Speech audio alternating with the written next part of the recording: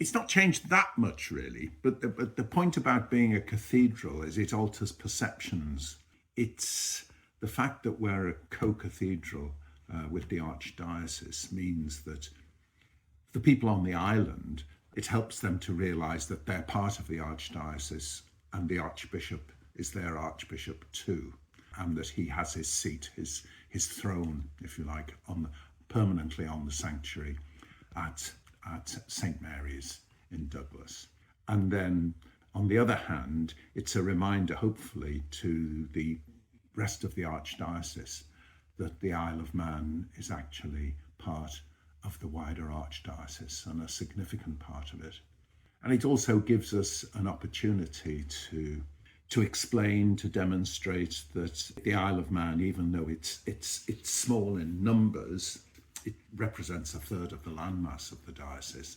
But perhaps more importantly, its Christian roots go back over 1,000 years to Celtic Christianity, to St Patrick, St Macald, who's the patron saint of the island, and that our Celtic Christian roots are really very rich, and therefore it's not as if the faith came to the island from Liverpool. We were functioning as a Christian community, or a cluster of Christian communities, long before Liverpool was invented, really, or certainly wasn't a city or a town of any significance. So that's the perception that's altered. Following on from that, I think we've had more visitors, over the summer. That the tourists who come, they come, seeking out the cathedral because it's on the map. It says, that was pretty interesting. Within days of the decision being made that we were to be a cathedral, Google Maps was adapted to actually say, Cathedral Church of St Mary of the Isle. That's on the map. So people come looking for it. We've always had a lot of visitors to the church because the church is always open. But I think there are more. And the other thing as well, at masses, particularly on Sundays, a lot of our tourists, will come to mass. We have an increasing number of cruise ships coming to the island. So we get cruise passengers coming to mass, and they introduce themselves. A lot of them from the States, actually, but from different countries. It's amazing.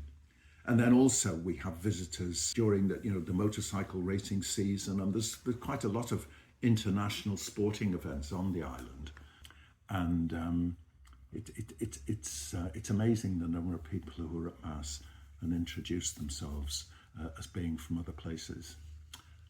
And I think there's a heightened sense of pride on the island as well, and certainly in the parish of St Mary's, that we're actually a cathedral.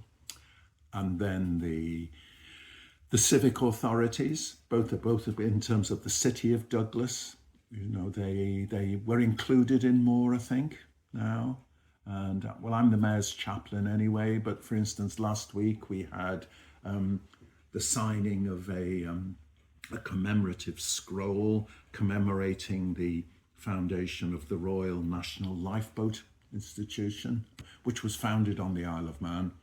And they visited every single lifeboat station in the UK and in Ireland, and they left the Isle of Man till the last, Douglas. Well, there are about 6 lifeboats on the island, different stations, but they left the Douglas one till the last, and there was a big formal signing, and then the King will be signing that off. So that was a big event, and I was invited to that as a kind of a matter of course, And then there's the national government events also take place in the cathedral, because it's literally a stone's throw from the Tynwald, which is the Manx Parliament building just over the road.